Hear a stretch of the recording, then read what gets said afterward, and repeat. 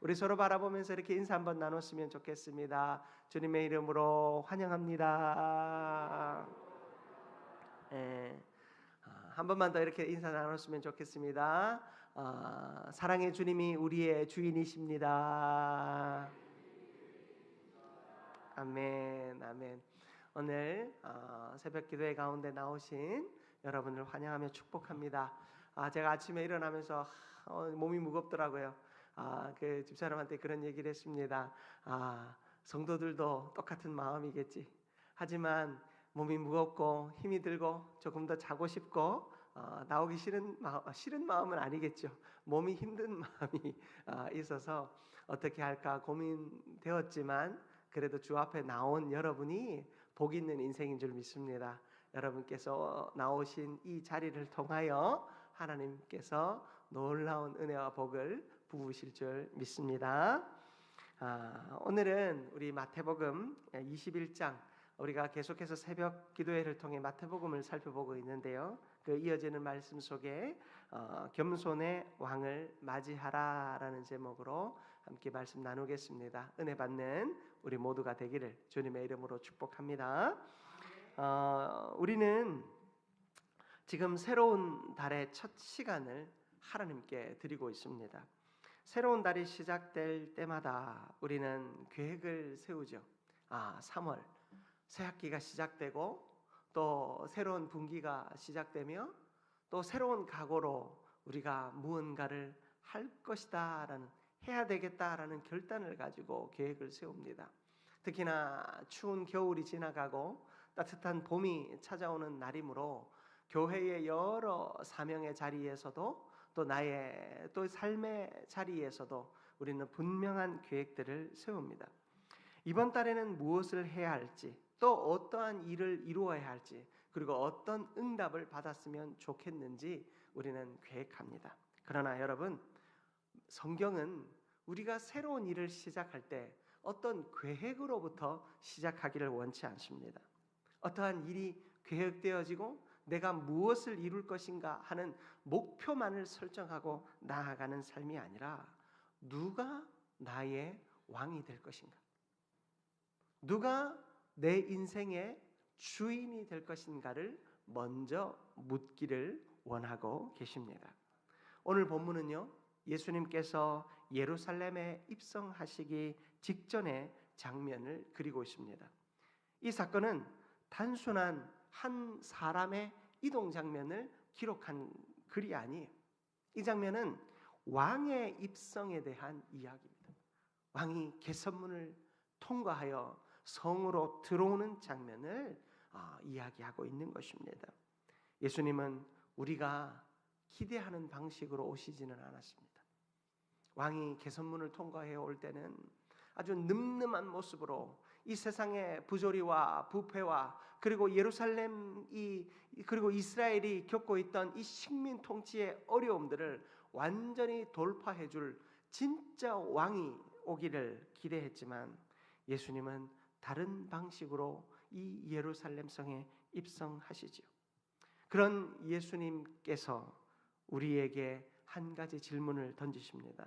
우리는 어떤 왕을 기대하고 있는가? 그리고 우리는 어떤 방식으로 그 왕을 맞이할 것인가? 사랑하는 성도 여러분, 이 질문에 우리가 온전히 믿음으로 응답할 수 있기를 주님의 이름으로 축복합니다. 첫 번째로 살펴볼 것은 예수님은 하나님의 약속을 이루시는 왕이시다라는 사실을 기억해야 합니다.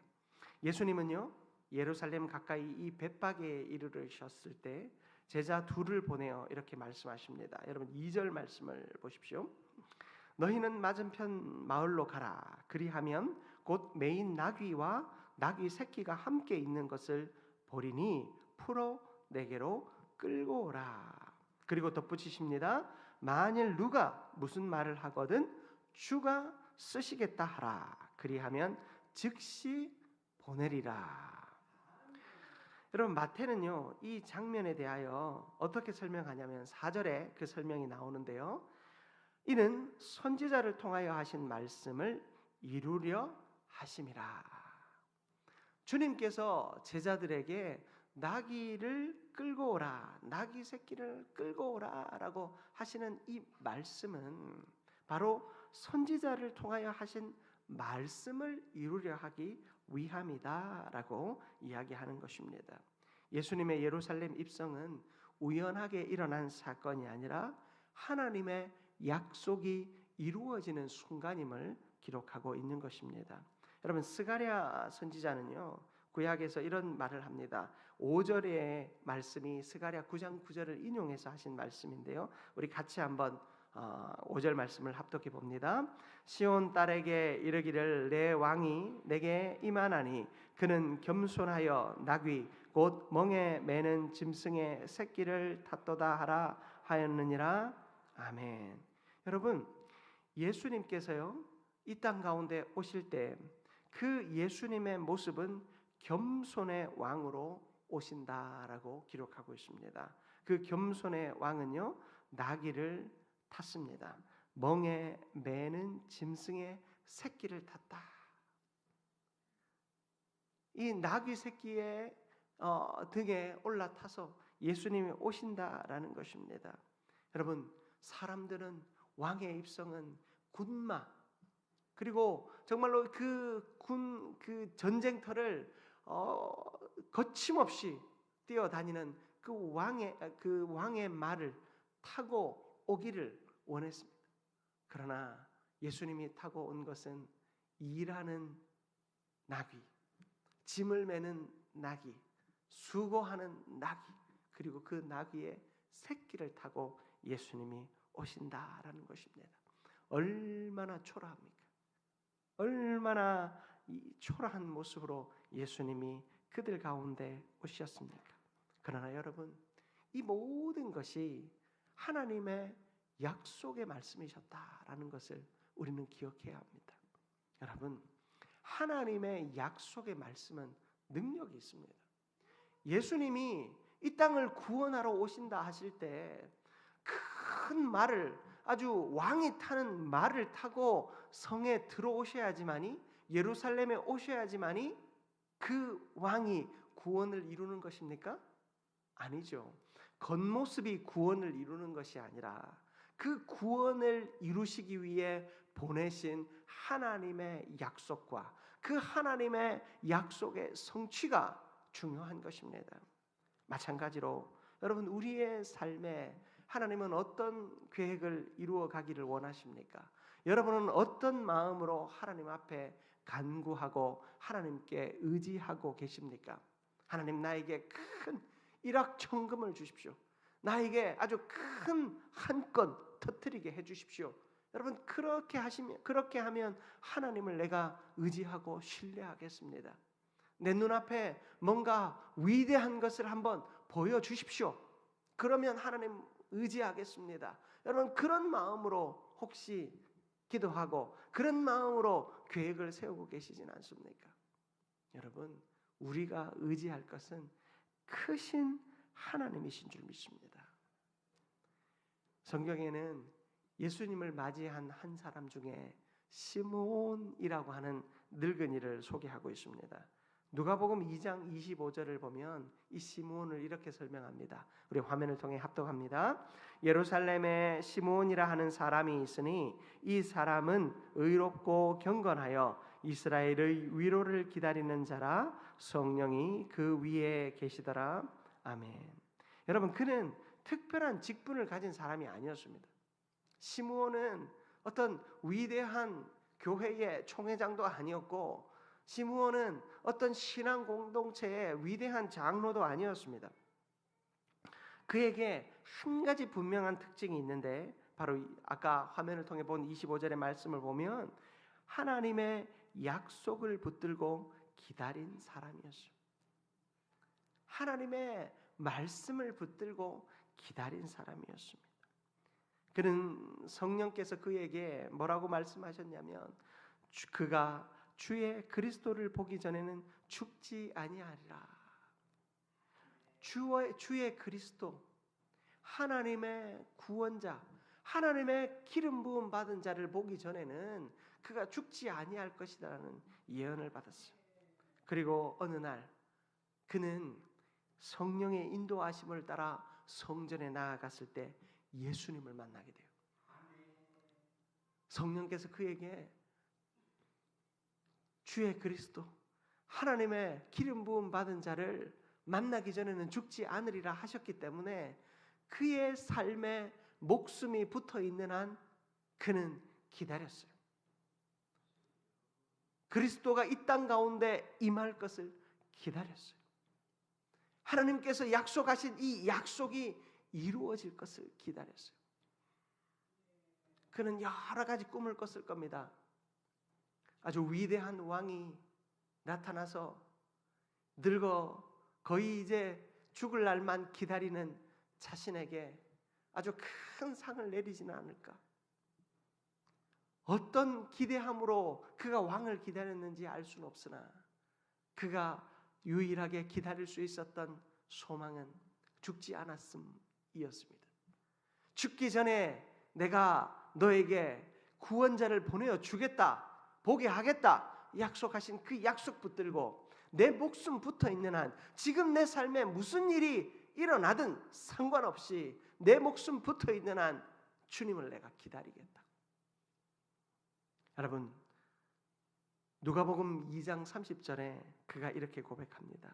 내 눈이 주의 구원을 보았사오니. 그가 기다릴 때 비로소 하나님은 주의 구원을 그의 눈에 보게 하셨습니다. 여러분, 우리의 신앙의 자리 역시 마찬가지입니다. 하나님께서 우리에게 꿈을 주시고 그 꿈을 이루어갈 때 내 삶에 아무런 변화가 일어나지 않을 수도 있습니다.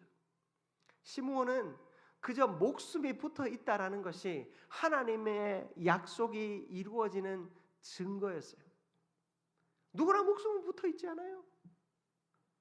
그러나 그는 그것을 증거로 삼았다니까요.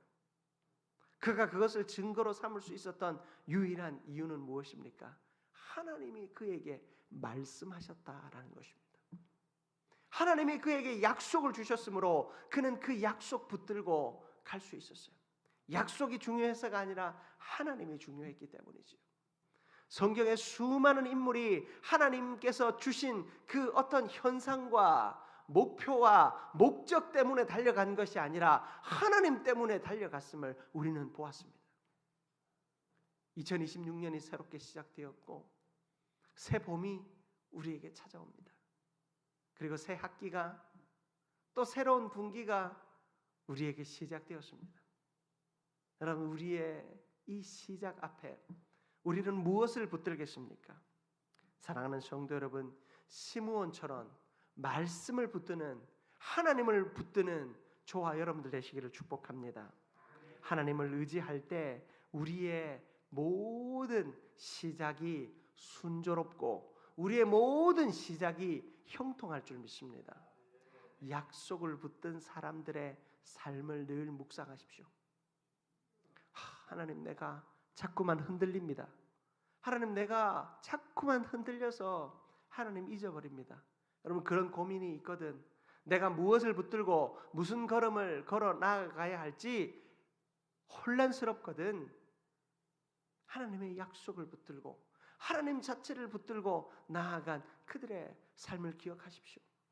그래서 여러분, 느끼셨는지 모르겠지만 저는 요즘 주일 설교에 세상의 다른 예와 들기보다 성경의 인물들을 깊이 묵상하여 여러분들에게 전하려고 애를 씁니다. 올 한 해는 제 얘기도 아니고 다른 사람들의 이야기도 아니고 성경의 인물들의 이야기들을 여러분에게 자꾸만 이야기해 드리려고 해요. 하나님의 말씀을 붙들고 하나님 자체를 붙들고 살아가는 자의 삶이 무엇인지 그것만큼 완벽한 이야기가 없거든요. 저희가 목회자들이 어떤 부흥회와 집회들을 할 때 세상에서 참 인기 있고 주님 잘 의지한다라는 사람들을 이 강단에 세워서 그 사람들의 이야기, 간증들을 듣게 하기 위해서 참 노력을 많이 합니다. 그런데요, 참 그것들이 시간이 지나면 지날수록 두려워지는 이유가 뭔 줄 아세요? 그때는 참 유명하고 그때는 믿음이 참 좋아 보였는데 이 사람들이 그 뒤가 뭔가 하나님의 믿음 안에 살아간 삶이 아니었다라는 결과를 볼 때가 종종 있더라는 거예요. 그때는 참 믿음 있는 사람 같아 보였는데 나중 보니 그 믿음의 삶을 끝까지 지속하지 못하여서 삶에 여러 스캔들이 생기고 경제적으로 관계적으로 여러 스캔들을 경험할 때 우리가 들었던 간증은 뭔가 그런 고민들을 하게 돼요. 물론 그들의 인생의 기복 속에 하나님이 분명 살아 역사하시지만 사람의 말은 어디까지나 한계가 있고 그들의 고백은 어디까지나 우리가 완전히 신뢰할 만한 것이 부족하더라는 거예요. 그러나 성경의 인물들의 이야기들은 다릅니다. 성공의 이야기들도 있는가 하면 철저한 실패의 이야기들도 있습니다. 그들의 인생은 나와 비교해보면 아무것도 아닌 인생들도 있습니다. 그러나 하나님이 그 이야기들을 성경에 담았다는 것은 그들의 삶을 통하여 하나님의 뜻을 우리에게 보여주고 계시다라는 거예요. 그러므로 우리는 그 성경의 인물들의 성공과 실패의 이야기를 통해 일하시는 하나님, 약속을 주시는 하나님, 계획하시는 하나님, 성취하시는 하나님을 만나야 한다라는 거예요. 오늘 이 시므온의 이야기를 통하여 우리는 하나님의 약속이 이루어지는 삶이 무엇인지를 보게 하셨습니다. 사랑하는 성도 여러분, 하나님의 약속은 멀리 있지 않습니다. 그저 내 나이가 목숨 붙어 있는 것 자체가 보증이 되어질 수 있습니다. 그것 자체가 하나님의 약속이 이루어지는 시간이구나. 내가 아무것도 안 하는 것 같은데 그저 내가 주일 성수 잘하는 이 삶이 하나님의 보증이구나. 그 사실을 우리가 보게 되는 거예요. 올 한 해 여러분은 어떤 계획 세우셨습니까? 여러분 큰 계획, 내가 새벽기도 하루도 빠지지 않고 나오겠다. 혹시 그런 결단하신 분 있습니까? 그거 쉽지 않습니다. 그러나 여러분 어떤 계획을 세우셨든 작은 시작으로부터 하나님이 기뻐하시는 삶을 찾아가십시오. 작은 시작이지만 그것을 하나님 앞에 잘 이루어감으로, 예를 들어 올 한 해 내가 세 달 새임 새벽 기도회만큼은 내가 빠지지 않겠다.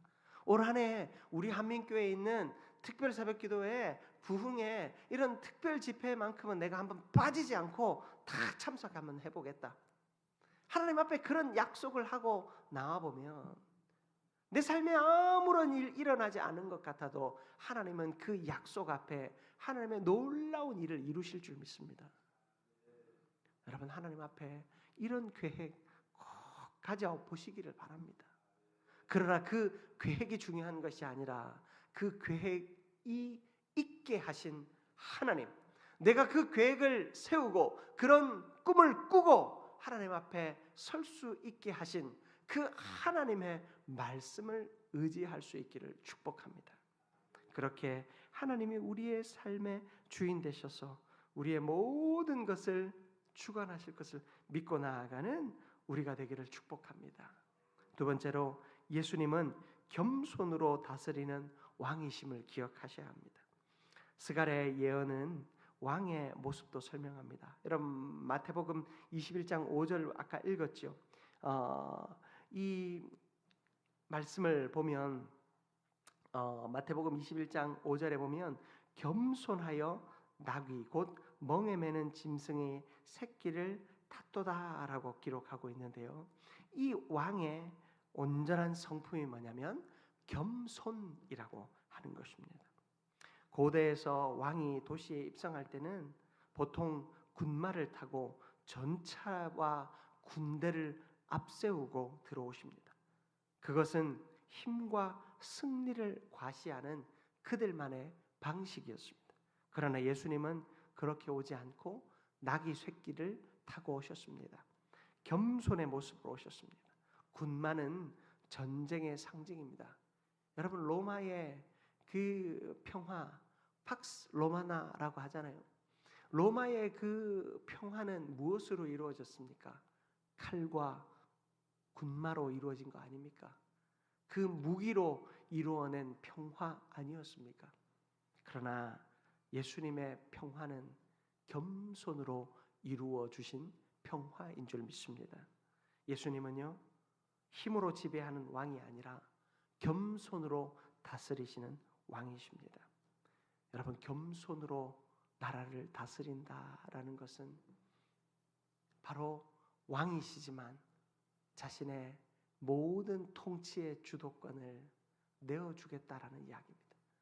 주님께서 그 통치권을 하나님께 내어드렸습니다. 하나님이 그의 모든 삶을 이끄셨습니다. 예수님 자체로도 십자가에 지지 않고도 우리의 죄를 해결할 수 있는 어떤 다른 방법 있었을지도 모릅니다.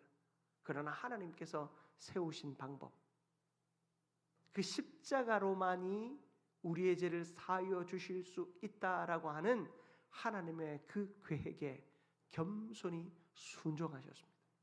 하나님이신 그가 하나님께 순종하는 놀라운 겸손, 놀라운 낮아짐의 본을 우리에게 보여주신 것입니다. 여러분, 성경에 보면 다윗의 친구 요나단의 이야기가 등장합니다. 사무엘상 18장 4절인데요. 우리 같이 한번 합독해 볼까요? 요나단이 자기가 입었던 겉옷을 벗어 다윗에게 주었고 자기의 군복과 칼과 활과 띠도 그리하였더라. 아멘. 여러분, 이것은요 단순한 우정의 표시가 아니었습니다. 여러분, 요나단이 누굽니까? 사울의 아들, 왕자, 왕위를 계승할 자 아닙니까? 그런데 이 요나단은 다윗에게 자신의 옷을 다 벗어주었습니다. 군복과 칼까지 다 내어주었습니다. 여러분, 이것은 무엇을 말합니까? 자신의 왕위를 이 다윗에게 내어주겠다라는 것입니다. 하나님의 기름 부음 받은 자에게 자신의 왕권을 내어주겠다라는 것입니다. 사랑하는 성도 여러분, 하나님은요 우리에게 이러한 믿음의 자세를 요구하십니다. 하나님은 우리에게요 하나님의 기뻐하시는 믿음의 삶을 이러한 모습으로 살아가기를 원하십니다.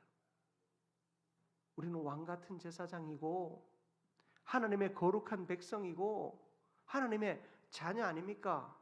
그러면 내 삶에 내가 하나님 앞에 내가 받은 권세 있다고, 능력 있다고 생각할 수 있지 않습니까? 그러나 그런 우리의 신뢰와 확신은 하나님께 나의 삶의 주도권을 온전히 내어드림으로 시작되는 것입니다. 나는 뭐든지 할 수 있어. 나는 능력 있어. 난 두려움이 없어. 걱정이 없어. 여러분, 이러한 마음이 아니라 하나님, 내가 이 작은 것 하나 내 힘으로 할 수 있고 이 작은 일 하나 내 뜻으로 이룰 수 있지만 그럼에도 불구하고 주님을 나의 삶의 주인으로 모시오니 하나님, 이 작은 일도 주께서 통치하여 주시고 이 작은 일도 주께서 주관하셔서 이루어 주옵소서. 여러분, 우리의 입술의 고백이, 우리의 마음의 고백이 이러해야 할 줄 믿습니다. 마땅한 것을 내어드리는 것, 그것이 겸손입니다. 하다 안 돼서 하나님이 하십시오. 내가 해보고 다 해보고 절대 안 되니까 하나님, 나 못하겠습니다. 하나님 하십시오.